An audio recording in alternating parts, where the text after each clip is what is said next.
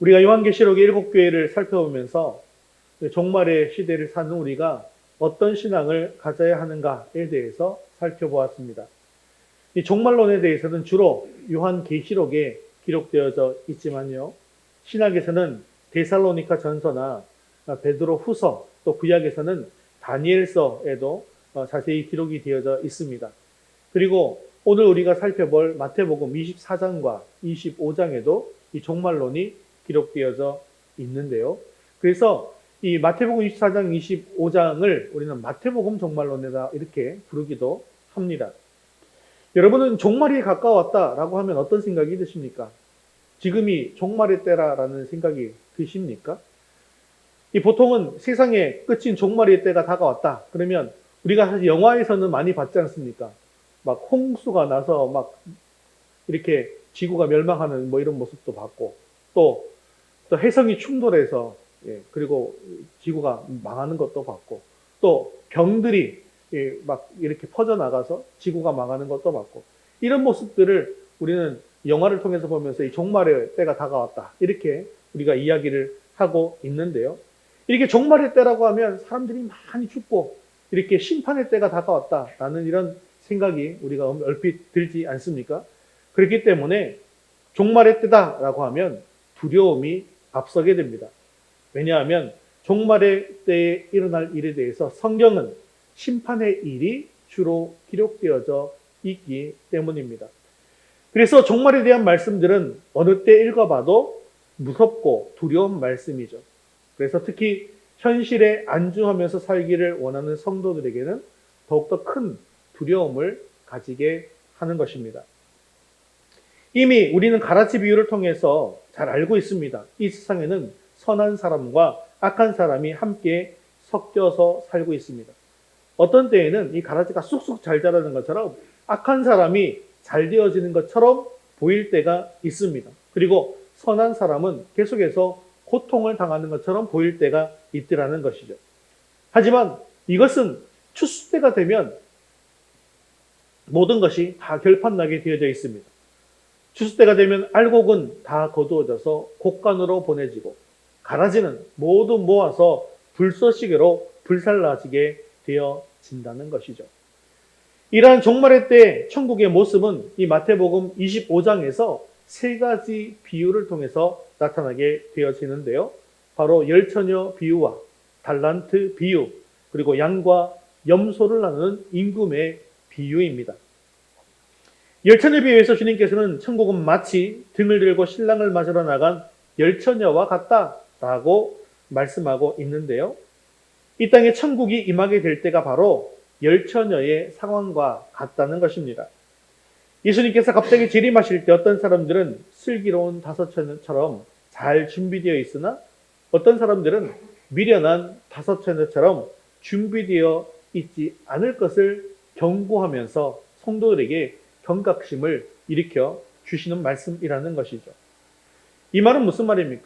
즉 믿는 사람들 중에도 위선자와 불신앙의 사람들이 있으며 그들에 대한 경고의 말씀을 주시는 것입니다. 그래서 슬기로운 다섯처녀의 이야기는 우리들의 거울이 됩니다. 또한 미련한 다섯처녀의 이야기는 우리들의 경종이 되어지는 것이죠. 성경은 구석구석에서 구원받았으리라고 기대하는 사람들 가운데에서 50%의 사람들만이 구원받았음을 암시하고 있습니다. 그런데 오늘 우리가 또 찬양을 불러봤듯이 이런 내용의 찬양이 성인용 찬양에는 거의 없습니다. 거의 없습니다. 둘 중에 하나는 천국 가고 하나는 심판받게 되어진다라고 하는 그런 게 잘 없죠. 그런데 오늘 우리가 불렀던 찬양 어떻습니까? 두 사람이 함께 맷돌 갈다가 한 사람은 불려 올라가고 한 사람은 남게 되고, 두 사람이 함께 잠을 자다가 두 사람이 함께 길을 가다가 두 사람이 함께 말을 하다가 한 사람은 들려 올려져 가고 한 사람은 남게 되어진다는 거예요. 이 남는다는 게 무슨 뜻이에요? 이 땅에 남아서 계속 잘 산다는 뜻입니까? 아닙니다. 이 땅에 남아있다가 결국 심판받게 되어서 지옥불에 가라지와 같이 불쏘시개로 쓰일 수밖에 없다는 것을 이야기하더라는 것이죠. 세상이 참 복잡하게 보입니다. 수많은 종류의 사람이 있는 것처럼 보입니다. 하지만 결국 마지막에는 두 가지 부류로 나누어질 뿐이라는 것입니다. 그 두 가지 부류는 구원받을 사람과 구원받지 못할 사람, 영원한 축복을 누릴 사람과 영원한 저주를 받을 사람으로 분명하게 갈라지고 맙니다. 한쪽에는 영원한 기쁨이 있지만 한쪽에는 영원한 슬픔이 있습니다. 우리는 과연 이 갈림길 가운데 어디에 서 있습니까? 오늘 말씀을 통해서 내 자신의 신앙을 잘 돌아보고 주님 오심을 준비하는 저와 여러분 되시기를 주님의 이름으로 축원합니다. 자, 오늘은 유대의 혼례 잔치에 대한 이야기로 시작이 되어지는데, 이 유대의 혼례 잔치는 우리의 혼례와는 많은 차이가 있습니다. 유대의 혼례는 하루 만에 끝나는 혼례가 아닙니다. 그 혼례가 일주일씩 지속되는 것이 상례였고, 그리고 결혼하는 부부가 함께 살 집에서 행해졌습니다. 그리고 이 결혼식은 낮 시간에 이루어진 것이 아니라 보통 저녁이나 한밤중에 거행되었습니다. 왜 그럴까요? 지금도 우리 낮 기온이 오늘 또 비가 오니까 조금 떨어지긴 했겠지만 어제 그저께 보니까 35도, 36도, 37도는 막 그냥 지나가더라고요. 우리나라가 이 정도면 이스라엘이나 이런 중동 지방은 어떨까요? 지금 막 45도, 체감 온도는 지금 보니까 굉장히 더운 나라는 막 60도에 이른다, 70도에 이른다라는 기사가 나오고 있지 않습니까? 이 대낮에 해가 너무나 뜨겁기 때문입니다. 그래서 너무 뜨거운 이 해를 피해서 저녁 시간이나 한밤중에 결혼을 하게 되었고요. 또 그들의 시간 개념과도 관련이 있습니다. 창세기 1장에 보면 이 하루가 새롭게 시작되는 부분을, 넘어가는 부분을 어떻게 표현하고 있냐면 저녁이 되며 아침이 되니 이는 첫째 날이니라 라고 말씀하고 있지요. 그래서 이 말씀대로 하면 저녁이 하루의 시작이 되는 것입니다. 그리고 해가 지면 그 다음 날이 되는 것이죠. 이와 같은 생각을 하는 이스라엘 사람들이기 때문에 저녁에 결혼식을 하는 것이 그날의 시작하는 지점에서 하게 되는 것이 되는 겁니다. 이런 이유에서 그들의 결혼식은 밤중에 이루어졌습니다. 이때 신부의 들러리들은 신부의 집 문 앞에 나가서 등을 들고 있다가 신랑이 친구들과 함께 신부의 집에 도착하면 신랑을 영접했습니다. 그런데 신랑이 신부를 데리러 가는 그 시간이 정해져 있지 않았다는 거예요. 그래서 신부는 들러리인 친구들과 함께 언제 도착할지 모르는 신랑을 기다리게 됩니다. 그리고 신부의 들러리들은 신랑이 늦어질 것을 대비해서 등이 꺼지지 않도록 충분한 기름을 준비해야만 했습니다. 마침내 신랑이 도착하게 되면 신부는 자기들의 친구인 들러리들과 함께 나아가서 신랑을 영접합니다. 그리고 등불을 켠 후에 비로소 신랑의 집에 들어가 연등 행렬이 벌어집니다. 그러나 이 본문의 경우처럼 신랑의 행차가 의외로 늦어지는 경우가 종종 있습니다. 밤은 깊어갑니다. 하늘에 별이 가득하기 시작하면 기다리다 피곤하고 지친 나머지 하나둘 잠에 떨어집니다. 오늘 본문의 경우에도 이 10명의 처녀가 졸음을 이기지 못하고 잠에 떨어졌습니다. 그런데 한밤중에 정적을 깨고 소리가 울려 퍼집니다. 보라! 신랑이로다! 그때 기름을 예비했던 슬기로운 5처녀는 잔치집에 들어가게 되지만 기름을 준비하지 못했던 미련한 5처녀는 뒤늦게 시장에 가서 기름을 사들고 잔치집에 도착해 보지만 이미 잔치집 문은 닫힌 이후였습니다. 슬피 울며 문을 두드리는 이들에게 닫힌 문 안에서 들려오는 신랑의 소리는 내가 너희를 알지 못하느라 라고 하는 냉정한 소리뿐입니다. 오늘 이 비유에서 신랑 대신 예수님을 기다리는 성도는 신부가 아니라 들러리 처녀 10명입니다.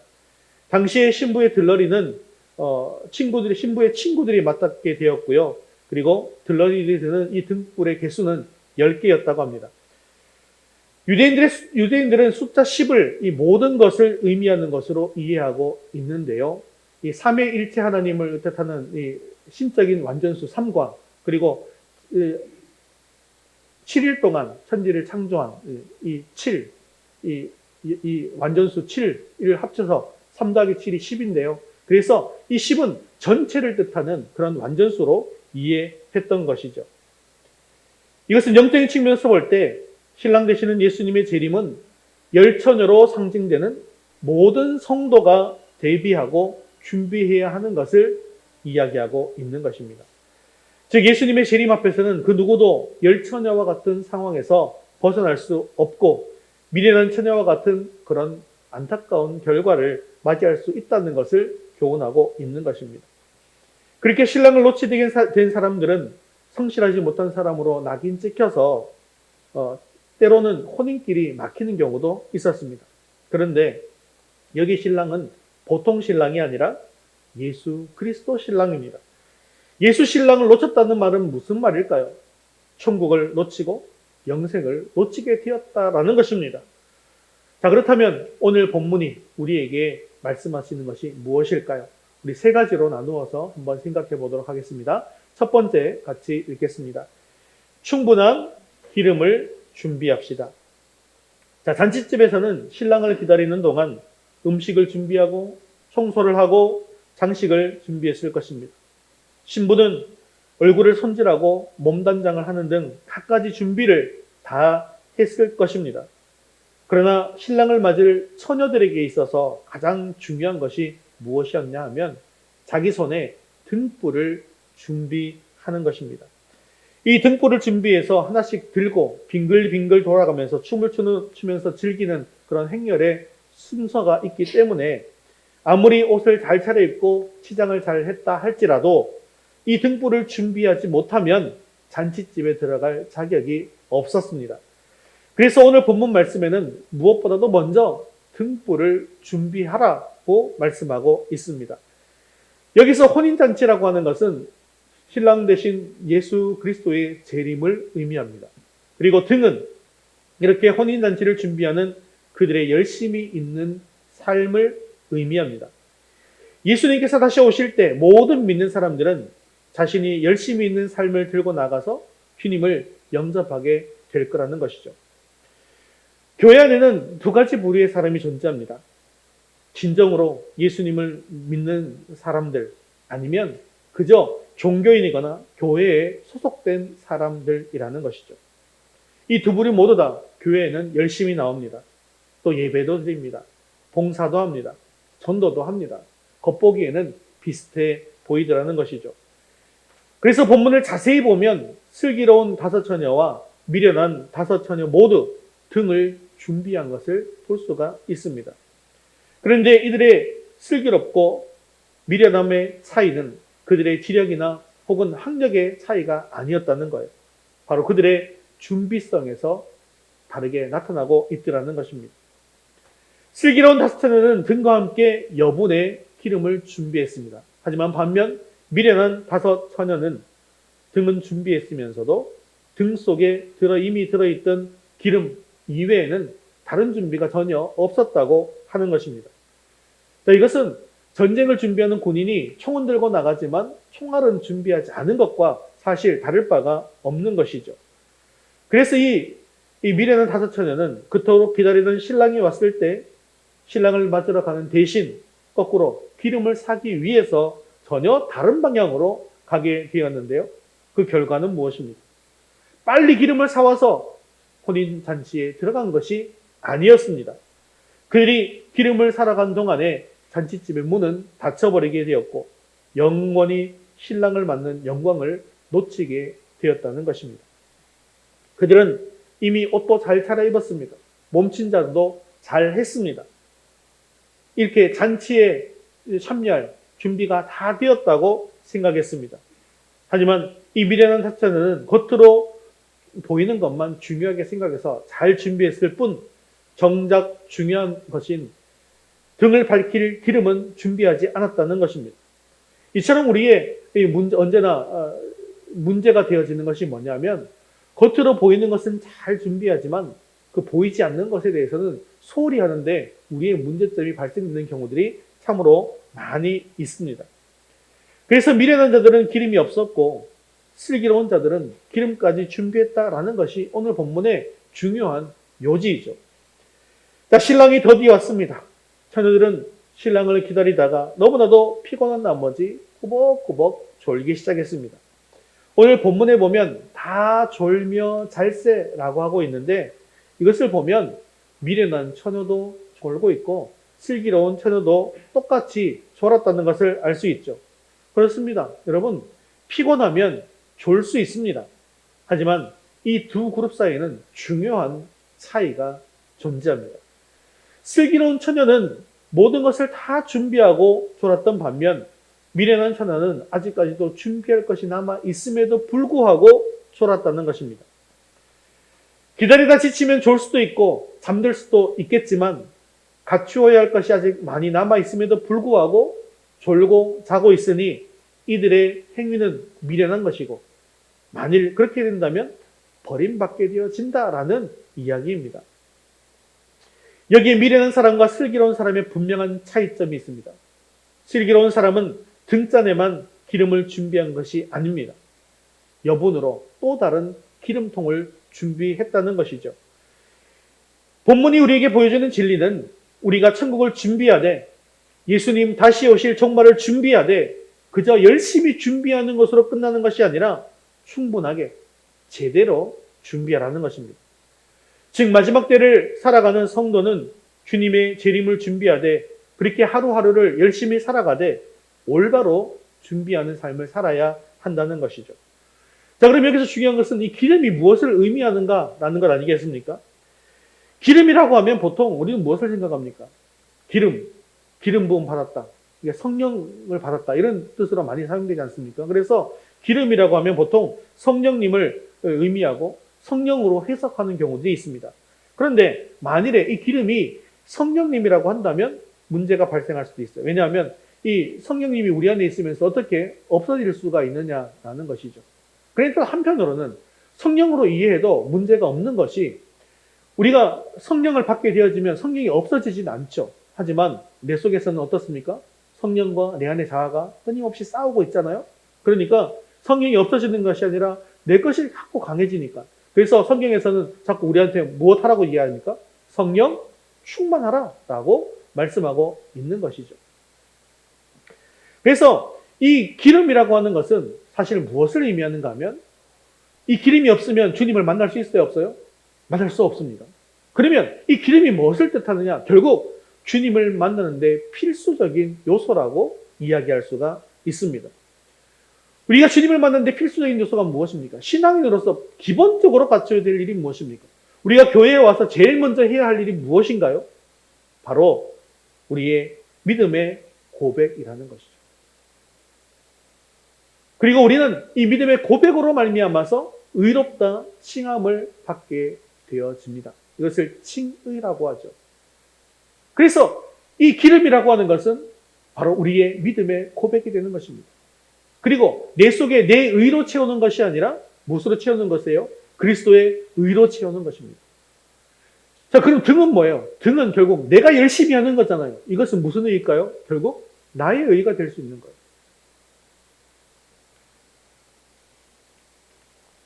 그래서 우리의 믿음의 고백으로 인해서 내 속에 누가 내주하게 되십니까? 결국 성령께서 내주하게 되시는 것이죠. 그래서 사실 이 기름을 이 성령으로 바로 해석해버리면 문제가 발생해요. 기름은 성령이니 성령을 준비해야 합니다. 라고만 얘기하면 문제가 발생하지만 이렇게 결국 이 믿음의 고백으로 말미암아 내 속에 주님의 의로 채워지고 또한 내 속에 성령께서 내주하게 되어지심으로 그 성령을 준비하게 되어진다라고 하면 아주 정확한 해석이 되어지는 것이죠. 그리고 성령께서 내 안에 내주하시면서 성령 충만하게 되어지면 성령께서 말씀하시는 대로 우리는 무엇을 하게 됩니까? 말씀에 순종하게 되어지는 것이죠. 그리고 이 순종함으로 되어짐으로 말미암아서 우리의 말씀의 삶의 열매들이 우리 삶 속에 맺히게 되어진다는 것입니다. 그래서 이런 것들 결국 믿음의 고백으로 말미암아 주님의 의가 내 속에 가득해지고 성령이 내주하심으로 순종의 열매를 맺고 살아가는 것, 이것이 바로 기름이라는 것입니다. 그래서 잔치의 겉모습을 준비하는 종교적인 형식과 거칠애를 준비하는 것 물론 중요합니다. 예배에 참석하고 기도 드리고 찬송을 드리고 전도하고 외적으로 열심히 하는 것, 그것도 중요한 것입니다. 그것이 있어야 등이 밝혀지는 것이니까요. 하지만 우리 안에 정작 갖추고 있어야 될 믿음의 고백, 그리스도의 의, 순종의 열매인 기름이 충분히 나에게 준비되어 있는지 그것을 보라라고 하는 말씀인 것입니다. 즉 예배와 기도, 봉사와 전도와 같이 외적으로 드러나는 신앙생활을 열심히 하는 것도 중요하지만 정작 삶 속에서 주님을 만나지 못하고 하나님과의 교통은 없고 자기 열심으로만 살아서 빛을 내는 삶을 살아서는 안 된다는 것입니다. 예배 시간에 나와서 설교는 열심히 들었어요. 하지만 말씀에 대한 순종이 없는 사람은 등은 준비했지만 기름은 준비하지 못한 미련한 처녀와 같은 사람이라는 것입니다. 우리가 지난 시간 소아시아 7교회에 대해서 배웠죠. 그런데 이런 교회가 있었습니다. 지금 이런 모습을 하고 있는 교회가 있었어요. 어떤 교회입니까? 이 교회는 예수님께서 뭐라고 말씀하셨냐면 겉으로는 살았다는 이름은 가졌으나 죽은 자로다라고 하는 평가를 받은 교회입니다. 자, 죽은 교회래요. 죽은. 그럼 죽을 사자 무슨 교회일까요? 네, 이렇게 외우시면 안 잃어버립니다. 네, 죽은 자로다 4대 교회였습니다. 그래서 이 주님께서는 4대 교회에게 뭐라고 얘기했냐면요. 일어나 깨어있지 못하면 내가 도둑같이 이른다라고 경고하셨던 것이죠. 오늘 이 열처녀와 같은 이런 모습 아니겠습니까? 사실 일어난 신앙의 모습이 바로 말세의 특징이기도 하던 것입니다. 그래서 바울은 디모데에게 보낸 편지 속에서 말세의 한 특징에 대해 이렇게 이야기하고 있는데 디모데후서 3장 5절 말씀 같이 읽겠습니다. 경건의 모양은 있으나 경건의 능력은 부인하니 이 같은 자들에게서 내가 돌아서라. 아멘. 세상의 마지막 때가 되면 경건의 모양만 있지 경건의 능력은 없는 시대가 올 것이라고 경고하고 있는 것입니다. 그렇기 때문에 우리는 등만 준비하지 말고 기름에 관심을 가지고 기름을 준비해야 하는 것입니다. 사랑하는 성도 여러분, 주님 오실 때가 실로 얼마 남지 않았습니다. 주님의 말씀대로 믿음의 고백이자 주님의 의, 삶의 열매인 이 기름을 준비해서 주님만을 준비하는 저와 여러분 되시기를 주님의 이름으로 축원합니다. 자, 두 번째 같이 읽겠습니다. 기름은 빌려 쓸 수 없습니다. 오늘 본문이 말하는 또 다른 핵심이 있습니다. 이 기름은 다른 사람의 것을 빌려 쓸 수 없다는 것입니다. 이제 처녀들은 신랑을 맞으라는 소리를 듣고 정신을 차리면서 벌떡 일어났습니다. 그리고 각자의 등불을 준비하기 시작했습니다. 그런데 그때 미련한 처녀들은 아주 충격적인 사실을 발견하게 됩니다. 그들이 가지고 있던 등에 기름이 다 타서 이 등이 다 꺼져버린 것입니다. 그들이 등이 타고 있을 때에는 신랑이 아직 오지 않았을 때였지만 신랑이 온 지금 등 속에 있던 기름은 다 타서 없어지고 이 등은 꺼져버리고 말았습니다. 그들은 신랑이 올 때 신랑을 비출 그리스도의 의, 믿음의 고백, 순종의 열매인 이 기름을 준비하지 않은 것입니다. 그래서 당황한 이 미련한 다섯 처녀는 너희 기름을 좀 나누어 달라라고 사정을 합니다. 그러나 그때 들려온 대답이 무엇일까요? 우리 9절 말씀 같이 읽겠습니다. 슬기 있는 자들이 대답하여 이르되 우리와 너희가 쓰기에 다 부족할까 하노니 차라리 파는 자들에게 가서 너희 쓸 것을 사라 하니. 참 냉정한 대답 아니겠습니까? 보니까 옆에 처녀들은 기름을 가득 가지고 있는데 거기에서 반 아니라 한 5분의 1만 넘겨줘도 그거 가지고 기름 부어서 조금 붙이면 신랑을 잠시 동안이라도 맞이할 수 있을 텐데 주지 않습니다. 또 한편으로 생각해 보면 우리 주님께서 어떻게 가르치셨습니까? 이웃에게 무엇을 베풀어라? 자비를 베풀어라. 이웃에게 나누어 주어라. 이렇게 예수님께서 가르치지 않았습니까? 그래서 이런 말씀을 생각해 보면 참으로 냉정하고 주님의 명령을 거스르는 것처럼 보이기도 합니다. 하지만 이렇게 기름이 부족하여 쩔쩔매는 친구에게 냉정한 태도를 보인 이 다섯 처녀는 하나님의 엄중한 책망을 받지 않습니다. 오히려 지혜롭다는 칭찬을 받게 되죠. 그리고 신랑의 혼인잔치에 참여하는 축복을 누리게 됩니다. 이미 신랑은 도착하고 밤도 깊었지만 기름이 없는 처녀들로서는 별바른 도리가 없습니다. 그래서 기름을 사러 갑니다. 그런데 그렇게 열심히 달려가서 기름을 사왔더니 잔치집 문은 굳게 닫혔고 주여 주여 부르면서 아무리 두들겨도 그 문이 열리지 않더라는 것이죠.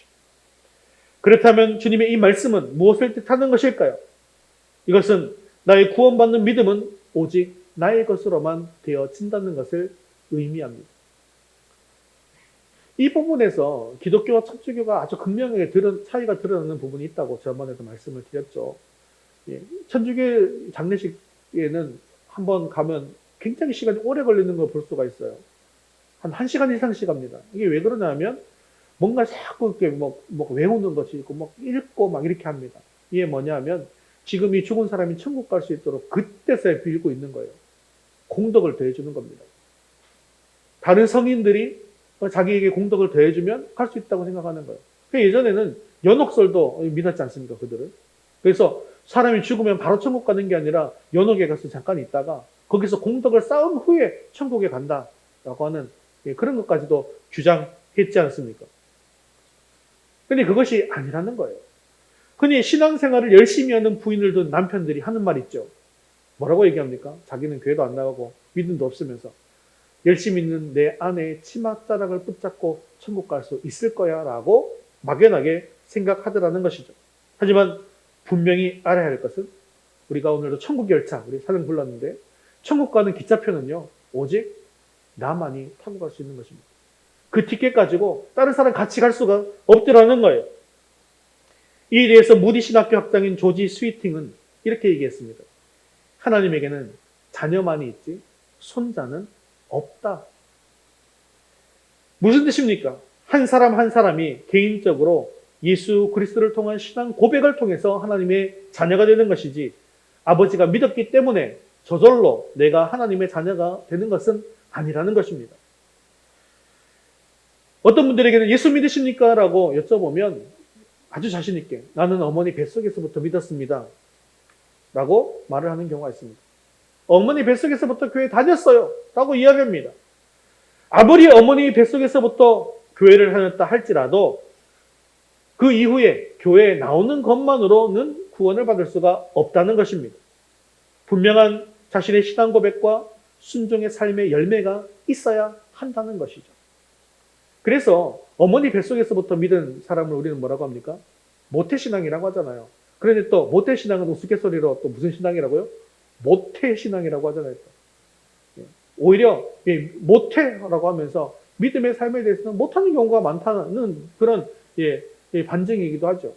그래서 모태신앙인 경우에는 원래 2살 이전에 유아 세례를 받게 되어지고 유아 세례를 받고 난 이후에 이 모태신앙 아이들은 세례받은 거 기억을 못 하잖아요. 우리 이래도 지금 유아 세례 상태인데 이래 세례받은 거 기억나세요? 기억 안 나죠? 기억 못 하잖아요. 그래서 이 모태신앙인 경우에는 유아 세례를 받지만 그 이후에 또 무엇을 합니까? 세례는 한 번만 받기 때문에 2번 하지 않아요. 그 뒤에는 입교라는 의식을 거행하게 됩니다. 아마 내년에 우리 일에는 입교를 하게 될 텐데 그때 가서 어떻게 하는 거예요? 자신의 분명한 믿음과 신앙의 고백을 하고 나는 이제 주님의 말씀대로 주님의 법대로 하나님의 법대로 살겠습니다. 하나님의 백성이 되겠습니다. 네가 교회의 일원이 되겠습니다. 라고 고백하는 그것이 바로 입교이죠.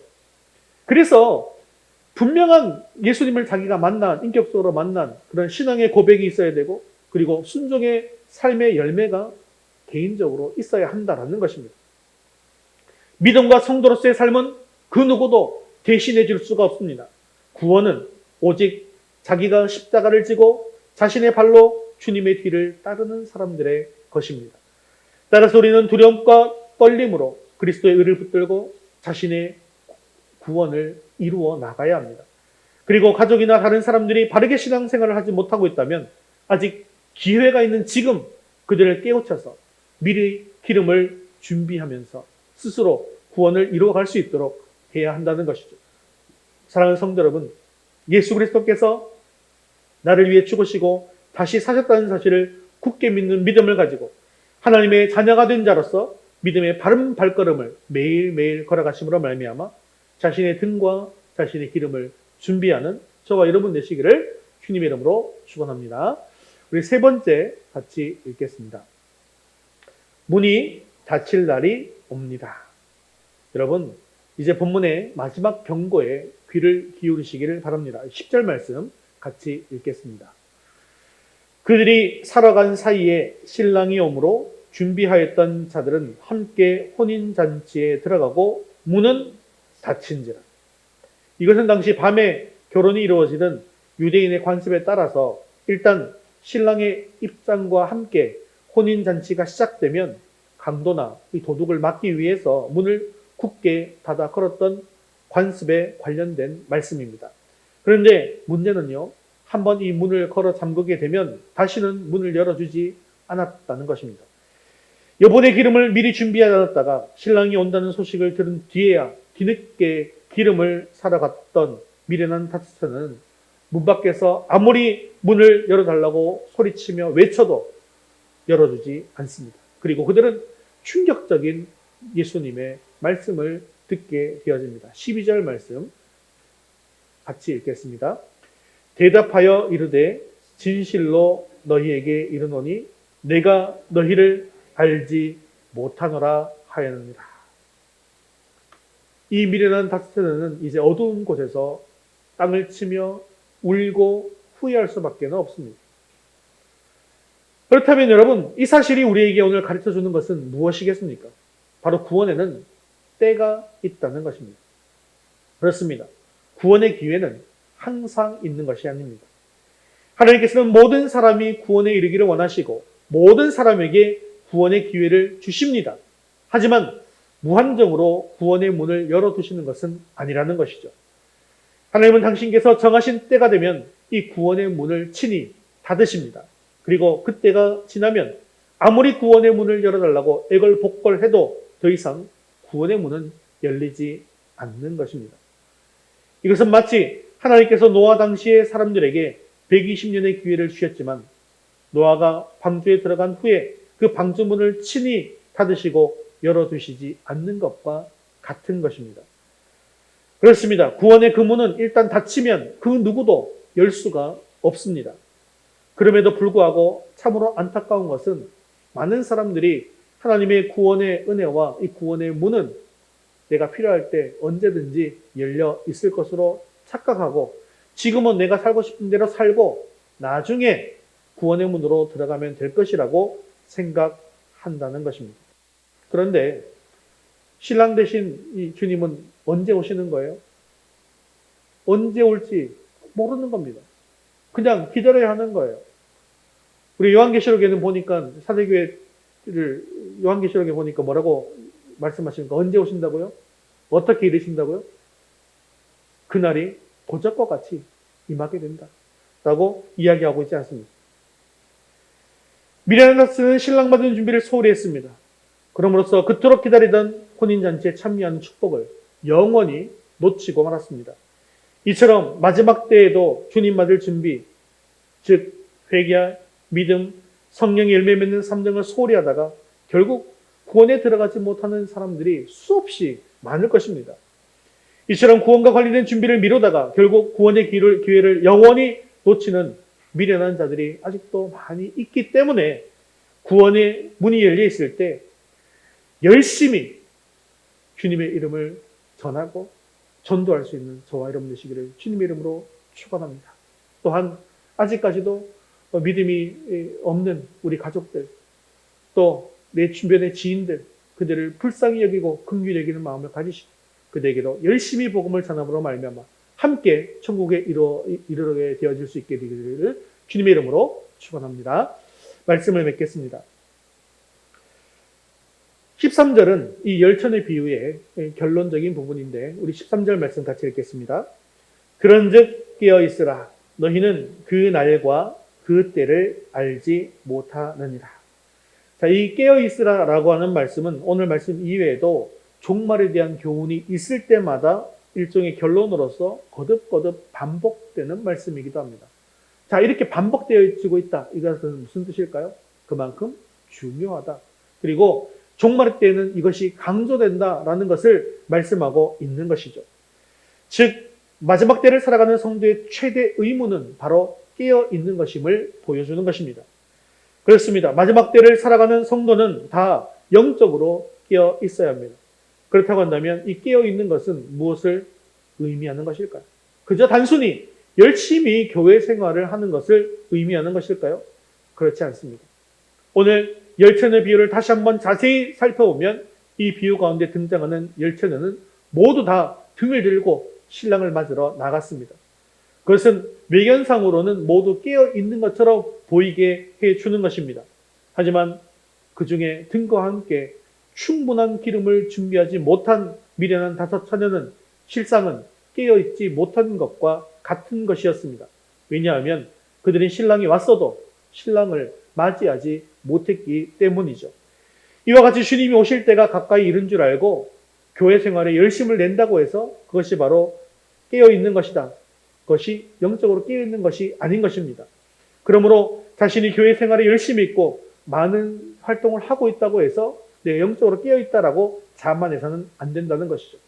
그렇다고 한다면 영적으로 깨어있으려고 하면 정말 중요한 것이 무엇입니까? 등과 함께 무엇보다도 기름을 준비하는 것입니다. 우리가 차를 타고 가다가 기름 넣을 생각은 하지 않고 열심히 달리기만 하면 어떻게 됩니까? 결국 그 차는 멈춰 설 수밖에 없습니다. 사실 문제는 기름이 떨어졌다는 것이 아니고요. 기름이 떨어지는 줄도 모르고 달려만 가는 것이 문제인 것입니다. 그렇기 때문에 우리는 지금 신앙의 경주를 하고 있는데 달리기에만 매진할 것이 아니라 주님께서 은혜를 주실 때에 은혜를 받아야 합니다. 즉 예배 시간에는 그저 예배 이 시간에 참여하는 데에만 만족하지 마시고 주님께서 주시는 은혜는 단 한 톨이라도 놓치지 않겠다고 하면서 은혜를 받는 것입니다. 구원의 감사와 감격을 가지고 찬양하고 예배하고 기도하는 것입니다. 또는 죄를 지었다고 한다면 내 안에 계신 성령께서 이 죄를 깨닫게 하실 때에 바로 회개해야 합니다. 그리고 성령께서 말씀하시는 대로 순종하여서 삶의 풍성한 열매를 맺는 것이 바로 이 문이 닫히기 전에 기름을 준비하는 것입니다. 사랑하는 성도 여러분, 오늘 이 주님의 경고를 다시 돌아보시고 혹시 내 영혼에 기름이 떨어지고 있다고 한다면 주님 앞에 모두 내어놓고 회개하고 주님께서 채워주시는 이 기름으로 가득 채워서 주님을 기다리는 저와 여러분 되시기를 주님의 이름으로 축원합니다.